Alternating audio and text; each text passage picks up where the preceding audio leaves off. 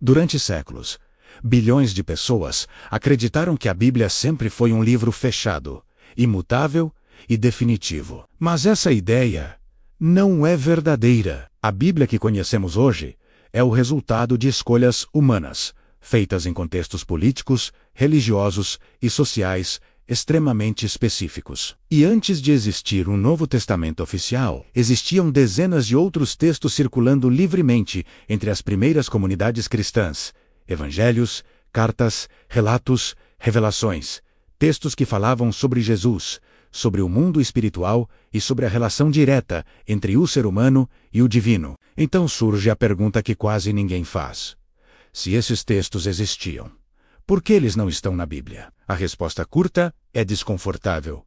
A resposta longa é perturbadora. Nos primeiros séculos após a morte de Jesus, não existia uma igreja única e centralizada. Existiam diversos grupos cristãos, espalhados pelo Império Romano, cada um com interpretações diferentes. Alguns acreditavam que Jesus era divino desde o nascimento. Outros acreditavam que ele se tornou divino através do conhecimento. Alguns defendiam hierarquia, obediência e autoridade. Outros pregavam autonomia espiritual e experiência direta com o sagrado. Essas visões conflitavam entre si. E onde existe conflito de narrativa, existe disputa por poder. Com o crescimento do cristianismo e sua aproximação do Estado romano, surgiu um problema grave. Era impossível governar um império com múltiplas versões da verdade. O que começou como fé virou estrutura. O que era espiritual virou político. E quando isso acontece, algo precisa ser eliminado. Não pessoas. Textos, porque textos moldam pensamento. E pensamento molda sociedades. Foi nesse contexto que começaram os concílios, reuniões fechadas, onde líderes religiosos decidiam quais escritos eram inspirados e quais eram perigosos. A palavra usada era heresia, mas heresia naquele contexto não significava falsidade. Significava ameaça à ordem estabelecida. Livros que incentivavam questionamento, autonomia espiritual ou conhecimento interno começaram a desaparecer. Alguns foram queimados, outros escondidos, outros simplesmente deixaram de ser copiados. E assim, silenciosamente, partes inteiras da história cristã foram apagadas. Mas o mais inquietante ainda está por vir, porque muitos desses livros proibidos não contradiziam Jesus. Eles contradiziam a instituição. Entre os textos mais controversos e deliberadamente excluídos estão os chamados evangelhos apócrifos. Apócrifo não significa falso, significa oculto, e o primeiro deles precisa ser citado porque ele muda completamente a forma como Jesus é apresentado: o Evangelho de Tomé. Esse texto não é uma narrativa da vida de Jesus. Ele é uma coleção de 114 ensinamentos atribuídos diretamente a ele. E aqui está o problema. Em Tomé, Jesus não fala sobre obediência à igreja, não fala sobre intermediários, não fala sobre autoridade institucional, ele fala sobre conhecimento interior. Frases como: o reino está dentro de vós e fora de vós. Essa única frase já era suficiente para torná-lo perigoso. Porque se o reino está dentro de você, então você não precisa de uma estrutura controlando o acesso ao divino. Agora pense nisso do ponto de vista de uma igreja em formação, tentando organizar milhões de fiéis. Esse livro precisava desaparecer. O Evangelho de Maria Madalena. Aqui o problema é ainda mais sensível. Esse texto apresenta Maria Madalena não como pecadora arrependida, mas como discípula próxima de Jesus, possivelmente a que mais compreendia seus ensinamentos. Em algumas passagens, ela é descrita ensinando os outros apóstolos. Isso gerou algo inaceitável para a época: uma mulher como autoridade espiritual. Pedro, em especial, questiona a legitimidade dela no texto. Isso revela um conflito interno real. Quem tinha direito de interpretar Jesus? Manter esse evangelho significaria aceitar que liderança espiritual não dependia de gênero, hierarquia ou cargo. Ele foi excluído. O Evangelho de Judas. Esse talvez seja o mais chocante. Aqui, Judas não é o traidor clássico. Ele aparece como alguém que cumpre um papel pedido por Jesus. A traição não é um erro. É parte de um plano. Agora, pense no impacto disso. Se Judas não é o vilão absoluto, então o conceito de culpa, punição e redenção muda completamente. Esse livro desmontava a narrativa simples de bem versus mal. E narrativas simples são fundamentais para controle de massas. O livro de Enoque. Esse é ainda mais antigo e mais explosivo. O livro de Enoque fala de anjos caídos, vigilantes, interferência direta no mundo humano, menos conhecimento proibido, entregue à humanidade. Esse livro foi amplamente usado pelos primeiros cristãos. Jesus e os apóstolos fazem referências indiretas a ele. Mesmo assim, ele foi retirado. Por quê? Porque ele sugere que o mundo é mais complexo do que uma simples divisão entre céu e inferno. Sugere que forças externas interferem na história humana. Isso tirava o monopólio da explicação espiritual da Igreja. E aqui surge um padrão claro. Não foram excluídos os livros falsos. Foram excluídos os livros perigosos. Mas ainda falta a parte mais importante dessa história. Aqui está a parte que quase nunca é explicada com clareza. Os livros da Bíblia não desapareceram por acaso. Eles foram excluídos por decisão humana. Concílios, reuniões políticas disfarçadas de decisões espirituais. Entre os séculos III e intravenoso, o cristianismo deixou de ser um movimento perseguido e passou a ser uma ferramenta de unificação do Império Romano.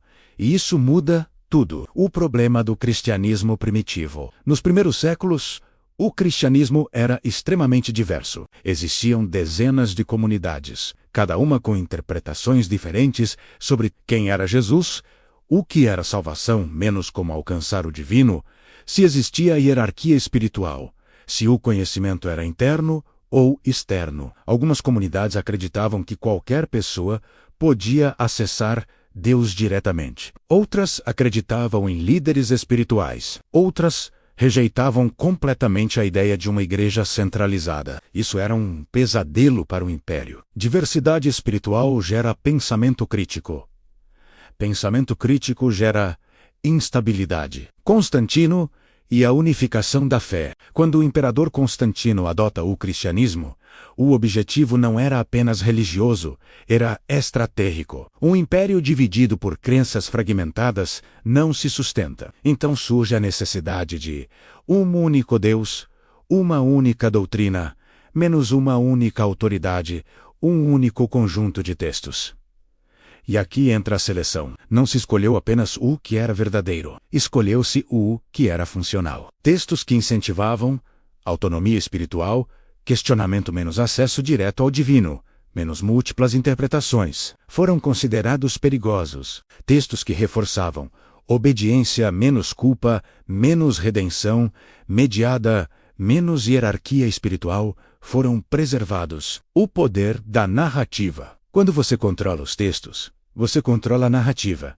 Quando controla a narrativa, controla o comportamento. A Bíblia que conhecemos hoje não é apenas um livro espiritual. Ela é um documento político moldado ao longo de séculos. Isso não significa que tudo nela seja mentira.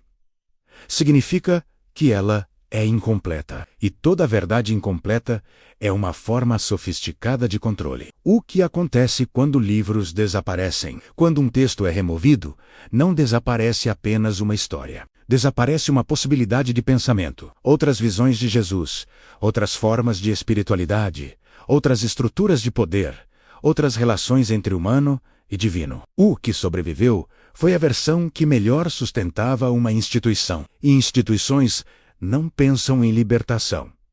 Pensam em permanência. O padrão se repete na história. Esse mecanismo não é exclusivo da Igreja. Toda vez que um sistema quer se perpetuar, ele faz três coisas. 1. Centraliza a verdade. 2. Elimina narrativas alternativas. 3.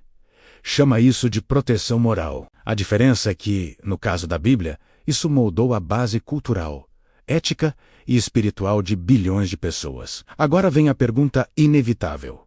Se esses livros foram retirados, o que exatamente eles revelavam que não podia ser ensinado? O mais inquietante não é o fato de livros terem sido retirados da Bíblia no passado. O mais inquietante é que as ideias desses livros ainda são perigosas hoje. Por quê? Quando você lê os textos proibidos com atenção, um padrão fica claro. Eles não falam de submissão cega. Eles não falam de medo eterno. Eles não colocam intermediários obrigatórios entre você e o divino. Eles falam de consciência, o verdadeiro motivo do apagamento. Muitos desses livros sugerem que o conhecimento liberta menos a verdade. Não vem de fora menos o divino. Não pertence a uma instituição. O despertar é individual. O poder começa dentro. Isso é incompatível com qualquer sistema que dependa de obediência. Se as pessoas descobrem que não precisam de um mediador, o mediador perde o poder. Se o acesso ao sagrado é interno, a autoridade externa enfraquece. Se o conhecimento salva, o medo deixa de ser uma ferramenta. O que a Bíblia oficial evita dizer. A Bíblia que chegou até nós enfatiza culpa menos pecado, julgamento, recompensa futura menos punição eterna. Isso cria dependência. Já muitos textos proibidos falam de despertar menos compreensão, menos autoconhecimento, responsabilidade individual, libertação agora. Uma sociedade baseada em pessoas conscientes é muito mais difícil de controlar. Por que esses livros continuam sendo ignorados? Hoje, ninguém precisa mais queimar livros. Basta não ensinar, não divulgar, não mencionar, rotular como heresia, tratar como irrelevante. O silêncio é a censura mais eficiente que existe. E talvez por isso você nunca tenha ouvido falar desses textos na igreja, na escola ou em sermões. O padrão se repete. A pergunta que fica não é apenas sobre religião, é sobre poder. Quem decide o que você pode ler? Quem define o que é verdade?